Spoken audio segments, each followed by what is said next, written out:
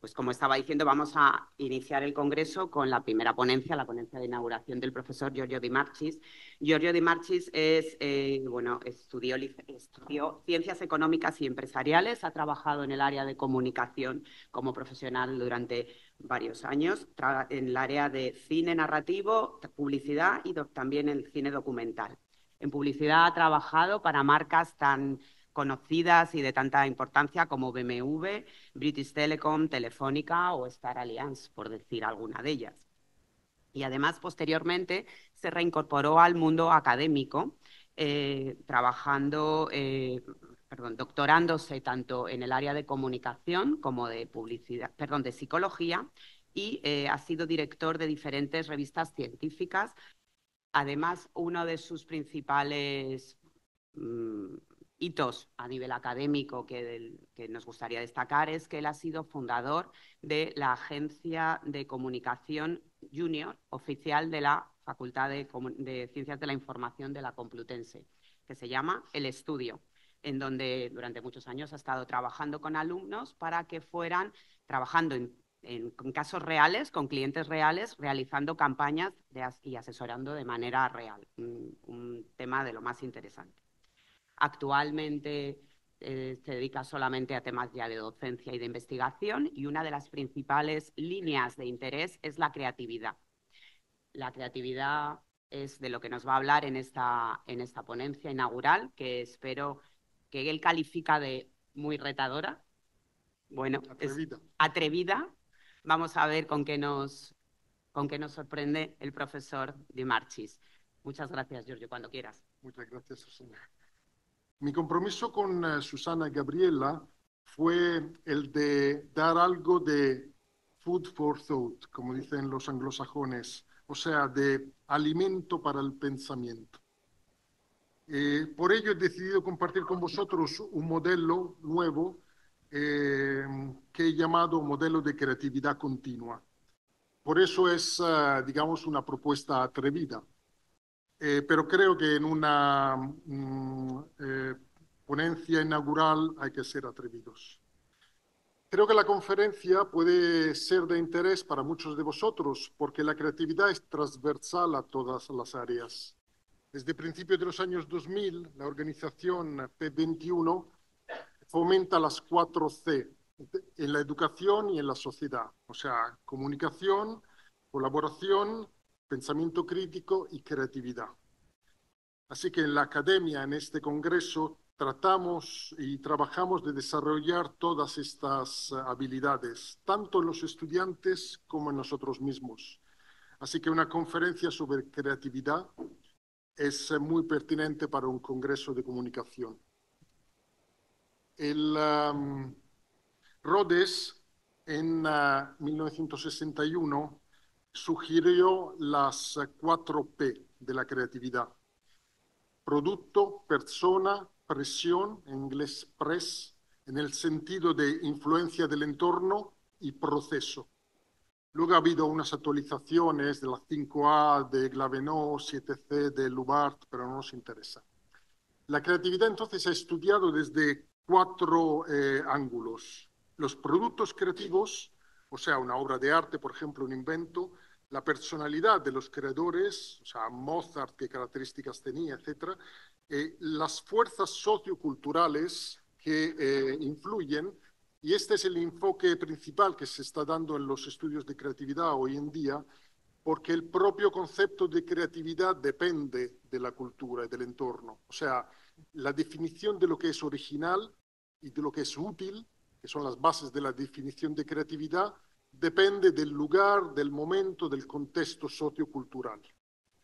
Luego, hoy en día también son dominantes investigaciones sobre procesos colaborativos y, por supuesto, la inteligencia artificial, que nos ha sorprendido a todos por su capacidad de ofrecer ideas, ¿no? Pero el foco de esta conferencia va a ser sobre los procesos, o sea, las etapas que siguen los creadores para crear productos creativos. Y en concreto me voy a centrar sobre el proceso individual. Un proceso se suele representar con fases. más o menos separadas, algunas en serie, o sea, una detrás de otra, o en paralelo. Un proceso dentro de un modelo es una simplificación, con las ventajas que tienen y las desventajas que tienen las simplificaciones. O sea, el modelo que yo os voy a presentar tiene la ventaja de ser una simplificación, pero también desventajas. Primero vamos a comentar un par de modelos clásicos de procesos. A ver, así. Pues el de Joe Ballas, que básicamente dividía el proceso creativo en 4 etapas. Preparación, incubación, iluminación y verificación. La fase de preparación es la fase en la que se busca. Dice Wallace, conscientemente información, se escucha, se analiza, o sea, se descompone en partes, a lo mejor el problema, se ordena la información. La incubación es una fase en la que la información se reordena en la mente de una forma inconsciente. La iluminación es la fase de generación de ideas y la verificación es comprobar si estas ideas son realmente útiles, porque una creatividad que no es útil, en principio, no se considera realmente una creatividad de calidad. Osborne posteriormente ofreció otro modelo con otras etapas, pero igualmente se pueden dividir en 3, o sea, una primera etapa de percepción y formulación del problema, una segunda de ideación y una tercera de evaluación. Y aquí están agrupadas con esta especie de corchetes. El resto de modelos clásicos de la creatividad y otros más modernos no distan muchos de estos. Entonces, el que voy a presentar yo va a comenzar hablando de las que son las necesidades, que están en la base de todo. La definición de necesidad de la Asociación Americana de Psicología, la APA, dice: necesidad es un estado de tensión en un organismo que resulta de la falta de algo que se requiere para la supervivencia o el bienestar o la autorrealización. O sea, que es una tensión que se produce cuando nos falta algo de esto, elementos para la supervivencia, bienestar, autorrealización. Entonces, cuando alguna necesidad está insatisfecha, hay tensión interna. La tensión interna provoca malestar. No lo dice la definición, pero cuando nosotros estamos con este malestar, estamos motivados para reducir el malestar, para reducir la tensión. Luego, con las 3 palabras de la definición, cuando dice supervivencia, bienestar, se entiende psicológico, físico también, y autorrealización, realmente la APA se está refiriendo al modelo archiconocido de Maslow, ¿no? Y en principio nosotros entendemos que las necesidades del ser humano son las mismas entre todos los seres humanos, lo mismo que sostenía también Murray, y que son el resultado de la evolución. Ya veremos después también cómo hablaremos de Darwin y cómo enlazaremos un poquito todo. Se supone que todo ser vivo lo que quiere es mantenerse con vida y después perpetuar a la especie. O sea, como dirían nuestros queridos Maturana y Varela, automantenerse y autogenerarse. Siempre con el énfasis en el yo, en el fondo. O sea, que la necesidad básica es sobrevivir y después la de reproducirse. Claro, reproducirse en el fondo puede ser una forma de búsqueda también de inmortalidad. Pero vamos, sobrevivir se refiere a cuestiones de necesidades fisiológicas, alimentarse, evacuar, cubrirse del frío. Evitar el riesgo presente y futuro, al fin y al cabo, tiene que ver con necesidades de seguridad. Así que tenemos las fisiológicas y las de seguridad. Evitar riesgo presente y futuro. Si no tuviéramos estas necesidades, no estaríamos aquí. Harari explica muy bien el miedo a la muerte del ser humano y plantea la inmortalidad como una meta en la nueva agenda de la humanidad. Como la muerte era inevitable, las religiones, las ideologías sacralizaron morir por una vida eterna o por una causa que lo merecía. Pero hoy en día se ve ya la muerte como un problema técnico que a lo mejor se puede ir solucionando. Envejecemos porque cada reproducción celular pues se acortan los telómeros, pues logremos que nos acorten. Las células enloquecidas del cáncer crecen sin parar, pues logremos matarlas o que no crezcan así reproduciéndose sin parar. Son problemas técnicos. La teoría del manejo del terror o terror management es una teoría influyente en psicología social. Ha generado una gran cantidad de estudios empíricos que respaldan los conceptos básicos. Por supuesto, continúa siendo un objeto de debate, pero no vamos a entrar en el debate de esta teoría. La teoría del manejo del terror es un marco conceptual que trata de explicar cómo los seres humanos nos enfrentamos a la conciencia de nuestra propia mortalidad. Dow, un periodista y antiguo consejero de Hillary Clinton, se refiere a la muerte de dos de los iconos de su juventud, Michael Jackson y Farrah Fawcett, escribiendo: con la pérdida de alguien famoso, lo que realmente lloramos es el paso de nuestras propias vidas. Su muerte es un marcador de nuestro viaje, o sea, que nos recuerda en el fondo lo que es nuestra propia muerte. Según esta teoría, las culturas humanas están estructuradas en parte para reducir la ansiedad que surge de la conciencia de la inmortalidad. De la mortalidad. Así proporcionan a los individuos un sentido de valor, un propósito, una estabilidad a través de estructuras culturales, creencias religiosas y sistemas de significación. La teoría fue desarrollada a finales de los 80 y publicada en un capítulo que se titula Las causas y consecuencias de la necesidad de autoestima, la teoría del manejo del terror. Así que un componente central de la teoría del manejo del terror es el concepto de autoestima. La autoestima sería una protección simbólica contra el miedo a la muerte. Esta idea realmente viene de Adler, quien dice que la autoestima nos da un sentido de seguridad. Estamos aquí de nuevo conectando la necesidad de sobrevivencia, la seguridad y la protección simbólica que nos da la autoestima. Becker, uno de los fundadores de la teoría del manejo del terror, dice que la sociedad es un sistema de acción simbólica, una estructura de estatus y roles, costumbres y normas de comportamiento diseñada para servir de vehículo al heroísmo terrenal. O sea, la sociedad, la religión, el Estado, la cultura nos dice cómo podemos llegar a sentirnos héroes, sentirnos especiales, cómo sentir que aportamos al mundo y de alguna manera negar la muerte.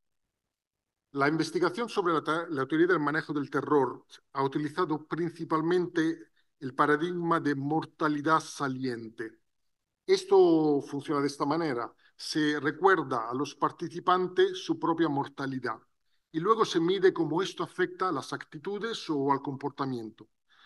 Los estudios han demostrado que la mortalidad saliente puede llevar a un mayor nacionalismo, agresión hacia grupos externos, mayor adherencia a creencias culturales.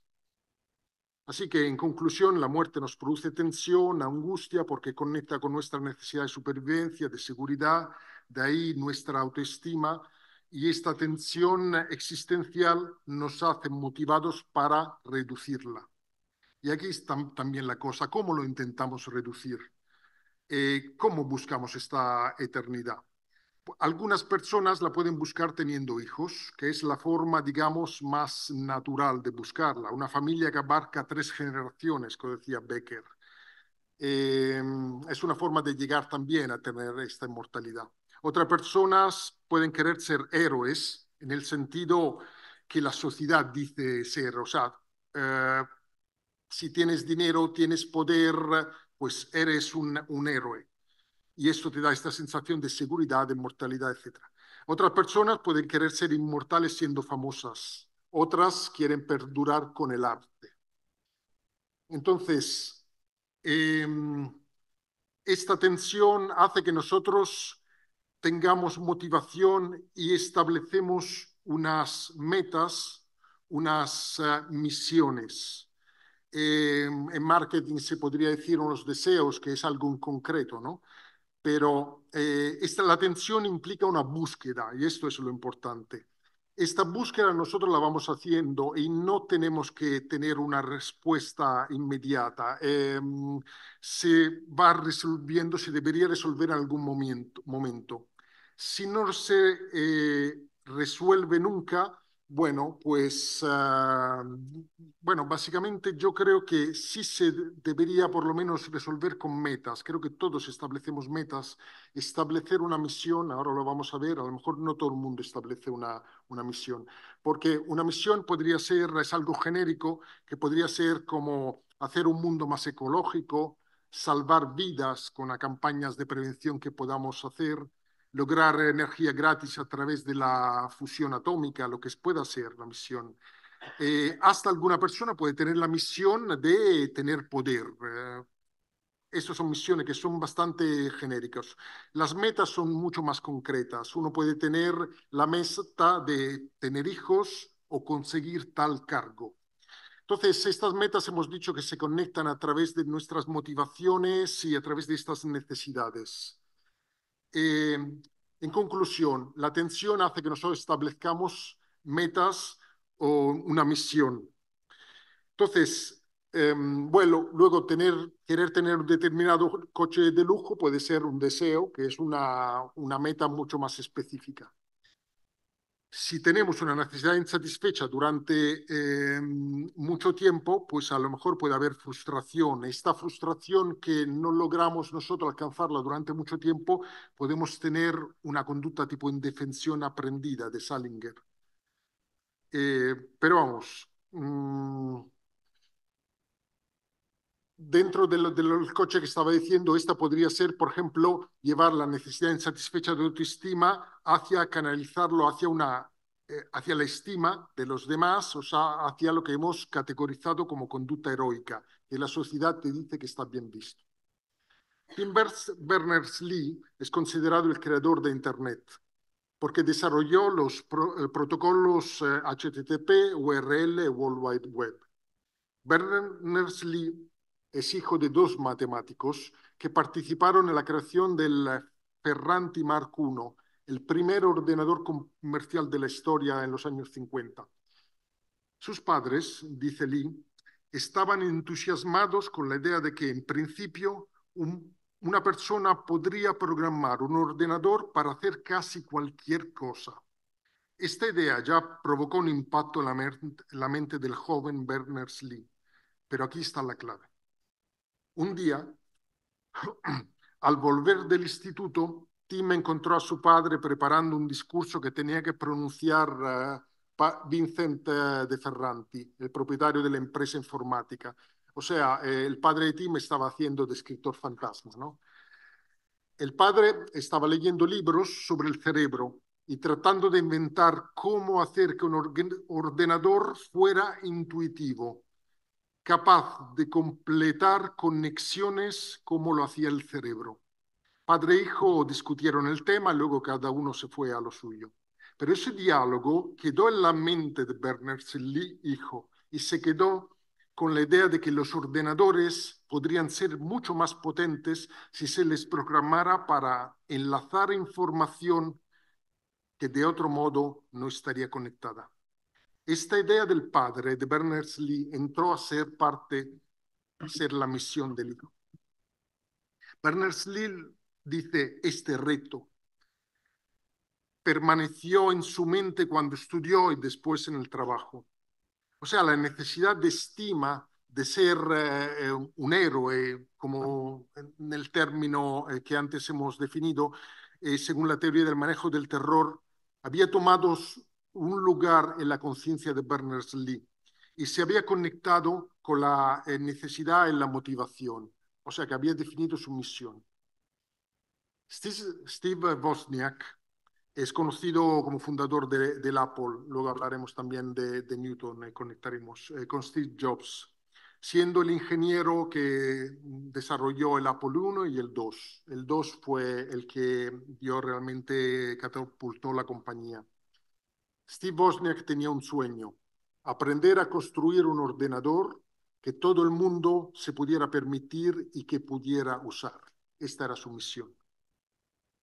Posteriormente, cuando se puso a trabajar en Apple, se centró en hacer algo que fuera fácil de usar. La facilidad de uso formaba también parte de la misión. Ya estaba en la afirmación que él había dicho, que todo el mundo pudiera usar. Entonces, vamos avanzando poco a poco. A partir del establecimiento de la misión o de la meta, la persona continúa viviendo, pero filtra esa información con la misión, y las metas y que ha establecido. O sea, todas las vivencias, las lecturas, las opiniones de las personas con las que se relaciona, las normas sociales, en general todo el entorno sociocultural en el que está, son estímulos. Y esos estímulos los va, digamos, comparando con su misión, si la tiene realmente hecha propia. TOTE es un acrónimo en psicología cognitiva que significa Test, Operate, Test, Exit. O sea, testear, operar, testear, salir. Y quiere representar un proceso de comprobación constante de la información. Esto es, se trata de un proceso de retroalimentación que incluye fases de verificación. Así el proceso TOTE se descompone en 4 fases. Testear, en esta fase se evalúa la situación actual con respecto a la meta o la misión, si la hemos alcanzado o no. Operar, puesto que la meta no se ha alcanzado, se ejecutan acciones. Pero en este caso, en este modelo, no es necesario que nosotros ejecutemos acciones, simplemente es suficiente vivir, porque al vivir se reciben inputs constantes. Bueno, nosotros podemos buscar información, pero aunque no la busquemos, recibimos información constantemente. En la gráfica aparece como vivencias todo estímulo. Testear, después de recibir cualquier información nueva, se realiza una comprobación para evaluar si esta información está relacionada con nuestra misión o con la meta. Luego está la fase de éxito, la fase de salida. Si la información que analizamos, por ejemplo, una vivencia o un texto nuevo, está relacionada con la misión o la meta, esta información se guarda en nuestra memoria con un cajón, con una etiqueta de misión o relacionado con misión o relacionado con la meta. Este cajón, por supuesto, no es un cajón consciente, pero la mente inconsciente es mucho más potente que la consciente. La mente consciente no es potente, pero la inconsciente sí lo es. Entonces nosotros le metemos en esa etiqueta y lo guardamos allí. Nuestra mente consciente no tiene que ser capaz de recuperarla, no es necesario, pero sí la tiene guardada con esa mente. En ese momento, de todas formas, sí puede haber un insight, veremos, puede haber una conexión, puede haber un eureka, pero no es necesario. Este proceso es recursivo, puede llevar días, semanas, meses, años. No se sabe cuándo esta recursividad va a dar algún fruto, porque en parte funciona, como hemos dicho, a nivel inconsciente. La idea entonces se va desarrollando a partir de pequeñas aportaciones diarias de esta forma recursiva. A veces puede haber aportaciones grandes y otras veces no, pero poco a poco se va, digamos, fraguando. Los publicistas, de hecho, siguen este proceso. Los publicistas, una de las técnicas que usan la mayor parte de los publicistas es ver anuncios. Cogen los anuncios de los Leones de Cannes, los Soles de San Sebastián, los anuncios que están en shots, los bancos de imágenes, se ponen allí y los ven. Porque claro, el momento que lo están viendo, ellos tienen presente en su mente el target, las necesidades de la marca, el producto, y están viendo si se ajusta lo que están viendo con lo que ellos necesitan. Este proceso recursivo. Después, a veces lo que hacen también es desconectar y dejar que funcione la incubación. En la incubación existe la parte del inconsciente que va creando asociaciones. Eso es importante, lo comentaremos de nuevo. volvamos a Berners-Lee. Él dijo, los periodistas siempre me han preguntado cuál fue la idea crucial y cuál fue el evento singular que permitió que la web existiera un día cuando no había existido el día antes. Se frustran cuando les digo que no hubo momento de eureka. No fue como la legendaria caída de la manzana de Newton para demostrar el concepto de gravedad. Inventar la World Wide Web involucró mi creciente comprensión de que había un poder en organizar ideas de una manera sin restricciones, como una red. Y esta conciencia llegó a mí a través de precisamente ese tipo de proceso. Aquí Tim se está refiriendo a los procesos sin restricciones, o sea, como la red, o sea, lo que después diremos que son esquemas. La web, sigue Tim, surgió como una respuesta a un desafío abierto a través de una mezcla de influencias, ideas y realizaciones de muchos lados, hasta que, por los maravillosos trabajos de la mente humana, un nuevo concepto se solidificó. Fue un proceso de acumulación, no la resolución lineal de un problema bien definido tras otro. En realidad, el momento eureka puede que lo tuvo Tim, puede ser que fue cuando se lo dijo el padre esta idea, o puede ser que el padre tuvo el momento eureka, cuando dijo, bueno, pues hay que hacer que los ordenadores sean como redes, o puede ser que el padre haya leído ese momento. Este realmente no es importante. Aquí hay otra cosa, dice Berners-Lee. Habría un único espacio de información global, una red de información. Supongamos que pudiera programar mi ordenador para crear un espacio en el que cualquier cosa pudiera estar vinculada con cualquier cosa, vinculada con cualquier cosa. A partir de esta misión, Berners-Lee, ¿qué fue haciendo? Fue incorporando información, fue leyendo. En algún momento, Tim tuvo que leer o saber de Ted Nelson, un visionario, como él mismo le define. Ted Nelson, dice Berners-Lee, escribió en 1965 sobre las máquinas literarias. Son palabras de Berners-Lee. Ordenadores que permitirían escribir y publicar en un nuevo formato no lineal, al que llamó hipertexto. El hipertexto era un texto no secuencial en el que el lector no estaba obligado a leer un orden determinado, sino que podía seguir enlaces. Seguir enlaces, que es el concepto que pudiera estar vinculado con cualquier otra. Y profundizar en el documento original a partir de una cita breve. Ted describió un proyecto futurista, Xanadu, en el que toda la información del mundo podría publicarse en hipertexto. Soñaba con una sociedad utópica en la que toda la información pudiera compartirse entre personas que se comunicaran de igual a igual. Luchó durante años, dice Tim Berners-Lee, para encontrar financiación para su proyecto, pero el éxito le fue esquivo. Pero claro, esta idea es la que necesitaba él para encajar, teniendo la misión puesta. Entonces, bueno, Berners-Lee mencionó a Newton. Vamos a Newton. En los años 1665, 1666, hubo una plaga de peste bubónica y Newton tuvo que recluirse en soledad, parece ser en soledad, en su casa familiar de la infancia de campo. En ese periodo comprendió y propuso su teoría de la fuerza gravitacional. Muchos años después, Newton dijo a 4 personas, por lo menos, que se había inspirado en una manzana en su jardín.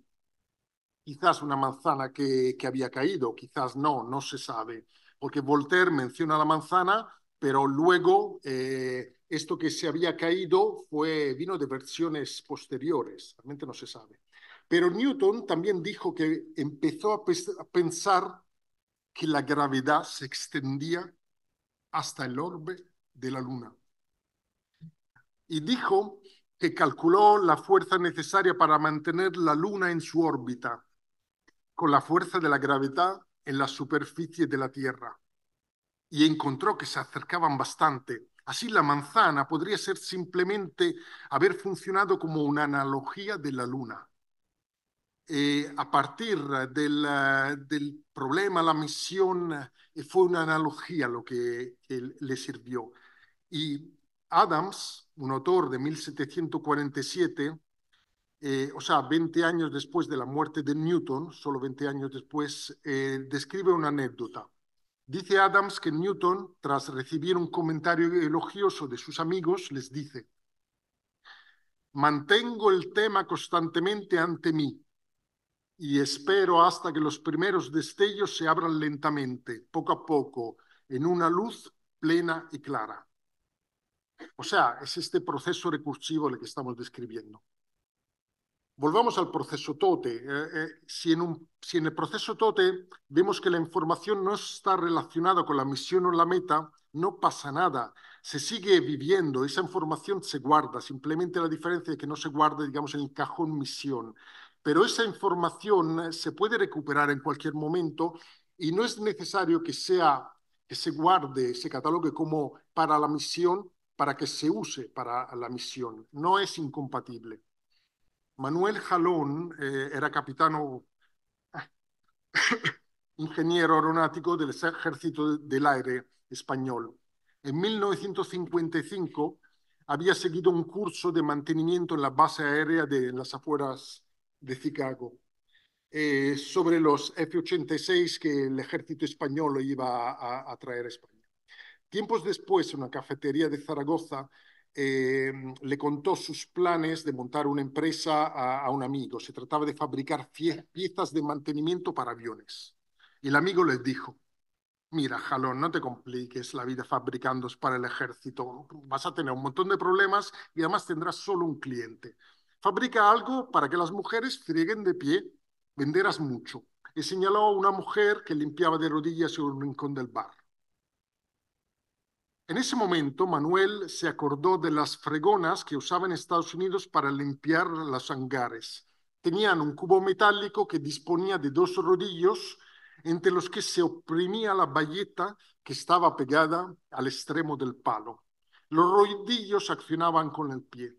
Entonces Manuel Jalón, encontró su meta y fue buscando información para llevar la idea a la realidad. En 1957, 2 años después, registró su primera patente con un rodillo.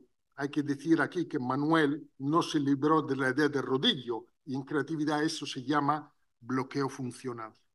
Pero vamos, en 1957 también Johann Gunfaus, un ferretero de Terrassa, comenzó a comercializar la Mary. Era una fregona que tenía un escurridor en forma de cono invertido. ¿Qué hizo Manuel Jalón? Compró la idea que se había registrado de una fregona con escurridor en forma de cono invertido que habían registrado las habilesas Julia Montusé y Julia Rodríguez Maribona, que ellas la habían registrado en 1953 con un tipo de patente. Bueno, eso no viene al caso. O sea, antes que Jalón y Gunfaus.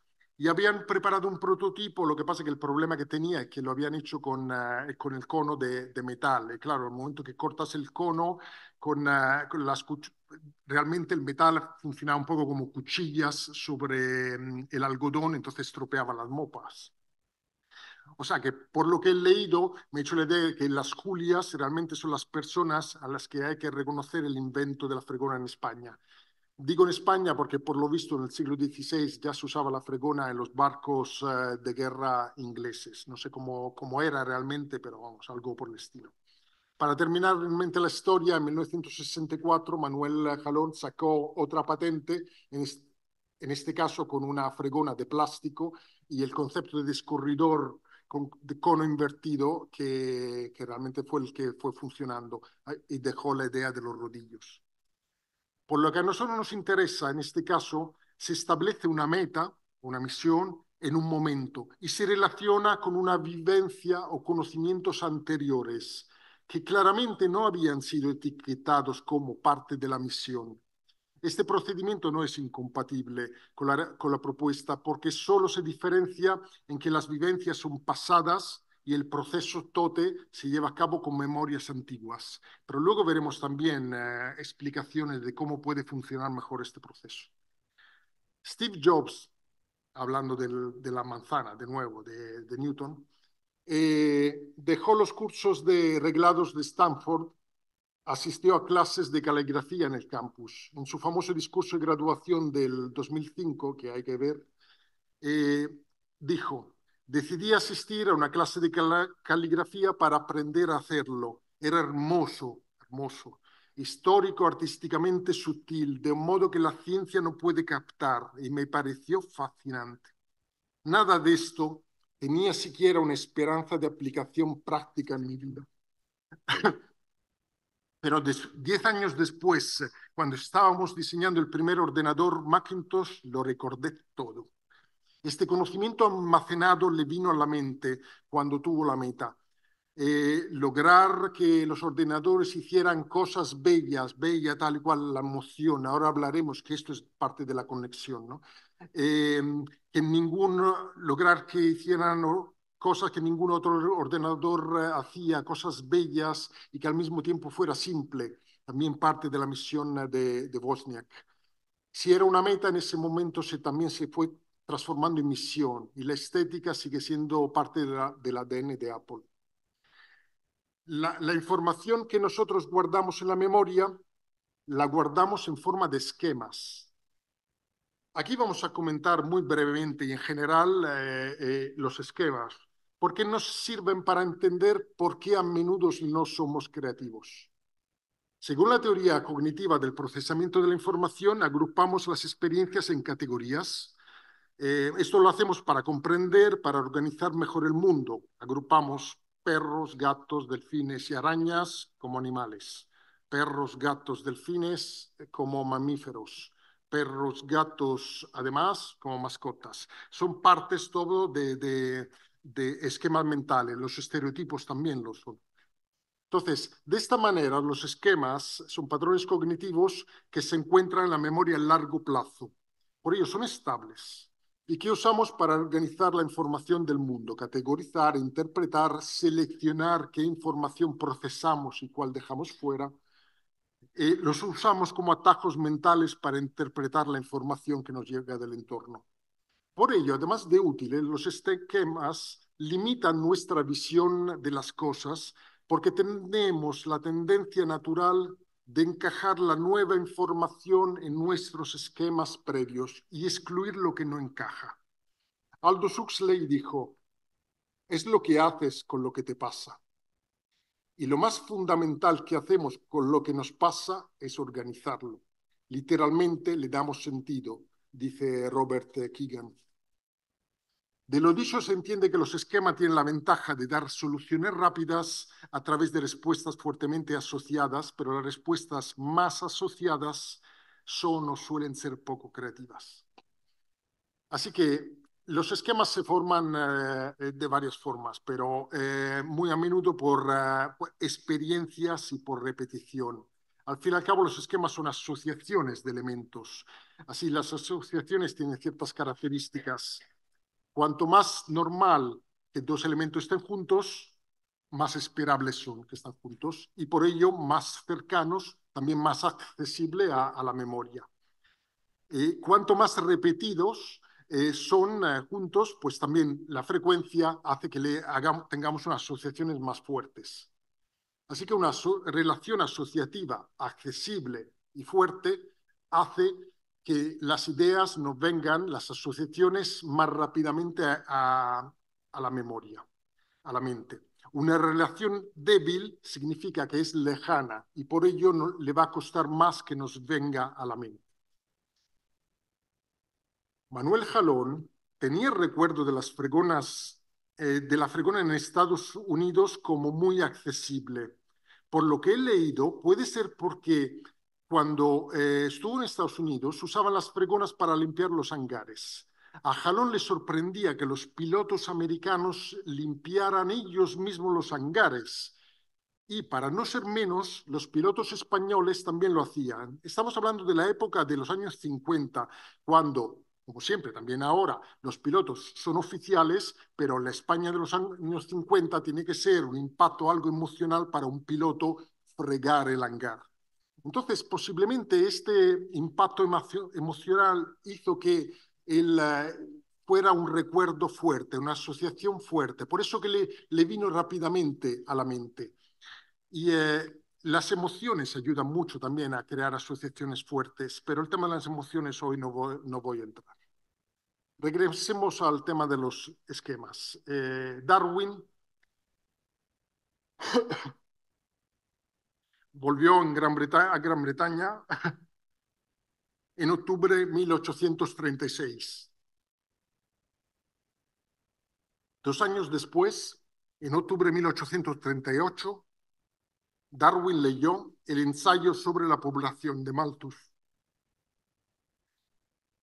En estos 2 años, Darwin ya había estado dando vueltas a lo que había visto en su viaje. Él estaba intentando darle significado, esa era su meta, la tenía claro. Dice, llegué a la conclusión de que la selección era el principio que estaba detrás del cambio. Me di cuenta de este principio a partir del estudio de animales y plantas que habían sido domesticados por el hombre. Hombre, selección a partir de los animales y plantas domesticados por el hombre. De esta manera, Darwin leyó el libro de Malthus ya con los esquemas mentales adecuados para ver los contenidos que conectaban con su búsqueda, con su misión. El propio Darwin lo escribe. Dice, en 1838, es decir, 15 meses después de haber comenzado mi investigación sistemática, leí por diversión a Malthus sobre la población. Y estando bien preparado para apreciar la lucha por la existencia, esta es la clave, la lucha por la existencia, que en todas partes se lleva a cabo por la observación prolongada de los hábitos de los animales y las plantas, lo que habíamos dicho, domesticados, de inmediato me di cuenta de que en estas circunstancias las variaciones favorables tenderían a ser preservadas y las desfavorables a ser destruidas. Pero por fin tenía una teoría con la que trabajar. Bueno, pues en el libro de Malthus, edición 1810, encontrado en Internet, gracias Tim, eh, Internet es una maravilla, se menciona solo una vez la expresión luchas por la existencia, la misma expresión que ha usado Darwin, en plural en este caso. Dice Malthus, los pueblos, inquietos por las penurias del presente, es probable que se conviertan en adversarios formidables para todos los que se les opongan. Los habitantes de países asentados desde hace mucho tiempo, dedicados a las pacíficas ocupaciones del comercio y la agricultura, o sea, la persona domesticada, a menudo, eso no lo dice él, vamos a añadir, a menudo no podrían resistir la energía de hombres que actúan bajo tan poderosos motivos de esfuerzo. Y las frecuentes contiendas con tribus en las mismas circunstancias que ellos serían otras tantas luchas por la existencia. Y se librarían con un valor desesperado, inspirado por la reflexión de que la muerte sería el castigo de la derrota y la vida el premio de la victoria. En estas contiendas salvajes, muchas tribus debieron ser exterminadas por completo. Con esto Darwin. Por supuesto, con flexibilidad. Hablaremos después de eso. Entonces, hay una idea de la lucha por la supervivencia, variaciones favorables que mantiene con el premio a la vida, las variaciones desfavorables castigan con la muerte. Muchas tribus domesticadas, como los animales, debieron ser exterminadas por completo. Cuando Wozniak, por casualidades de la vida, conectó con un grupo de informáticos que había formado un club. Wozniak escribe: casi desde el principio, Homebrew Computer Club tuvo un objetivo: poner la tecnología informática al alcance del ciudadano medio, hacer que la gente pudiera permitirse tener un ordenador y hacer cosas con él. Ese también había sido mi objetivo durante años y años, así que me sentí como en casa.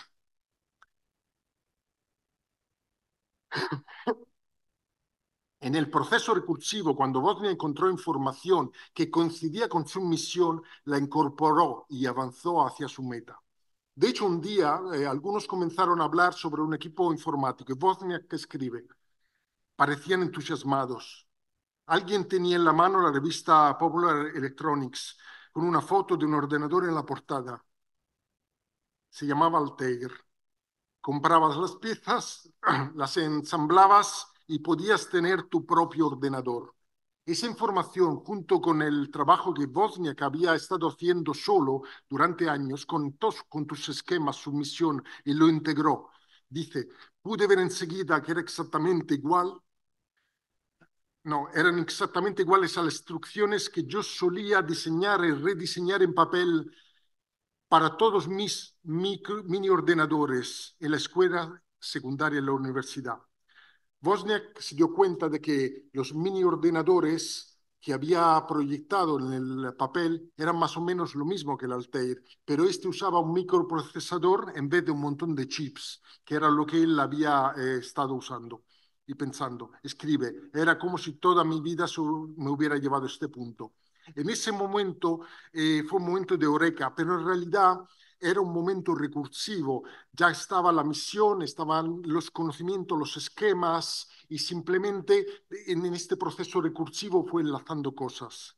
El proceso, por supuesto, continuó de una forma natural con Steve Jobs y muchos tenéis en vuestro bolsillo, vuestra mesa, el producto del APE que como ha ido evolucionando hacia ahora.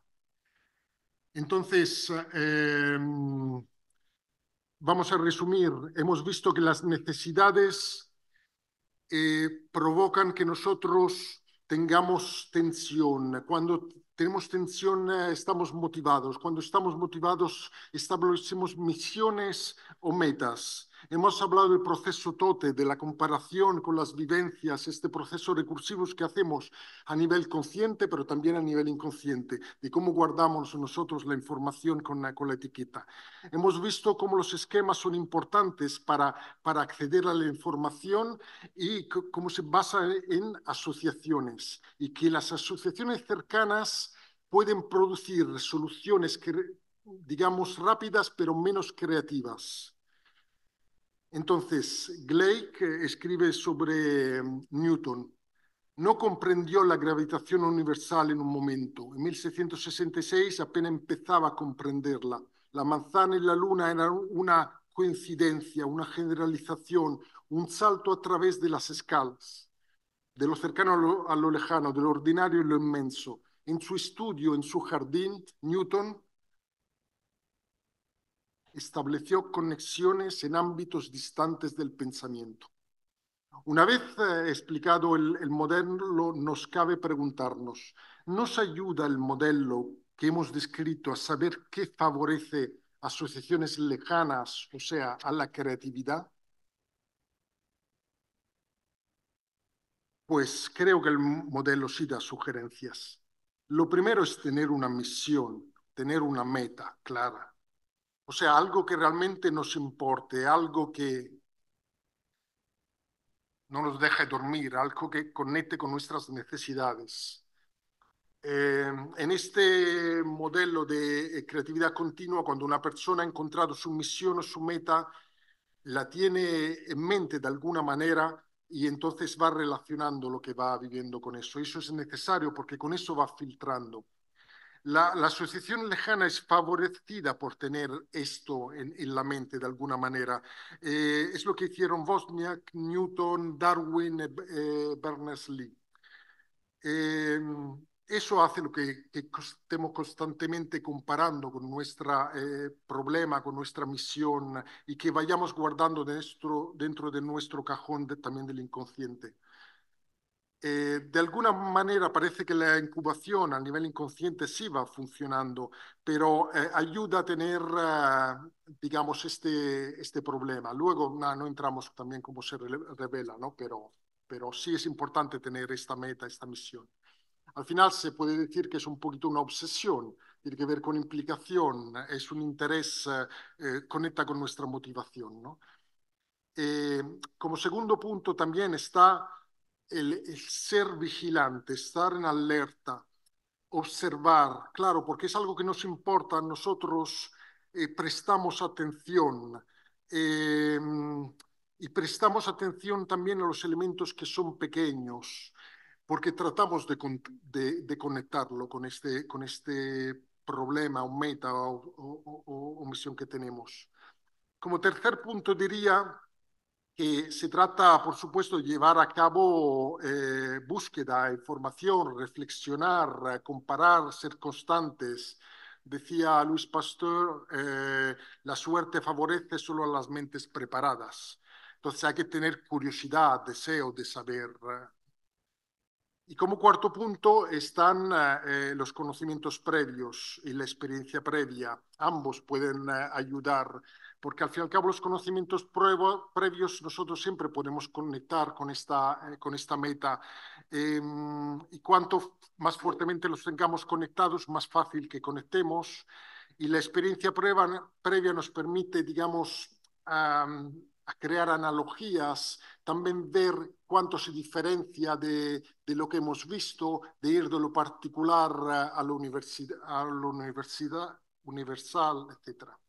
Que es un poquito lo que hizo también Manuel Jalón con las pregonas, ¿no? Como quinto y último punto, hay que estar abierto a ideas y supuestos alternativos. Claro, para esto hay que tratar de mantener los esquemas abiertos, o sea, tratar de eh, dudar sobre nuestros propios esquemas, catalogar la información de una forma diferente, tener flexibilidad, eh, tratar de tener pensamiento analógico, buscar analogías a través de nuestras experiencias, de nuestros esquemas y fomentar también la intuición. La intuición no es otra cosa que nuestra memoria implícita, inconsciente que nos habla. Hay muchos estudios también que esto lo han investigado, ¿no? Entonces, si es nuestro inconsciente que nos habla, pues hay que también escucharle porque muchos de los procesos recursivos que hemos dicho ocurren a ese ámbito del inconsciente. Entonces, hasta aquí digamos, la presentación del modelo. Espero no haber dejado demasiado hambre de pensamiento o no haber empachado a nadie, pero especialmente si ha habido algo de alimento, pues que siente bien. Gracias.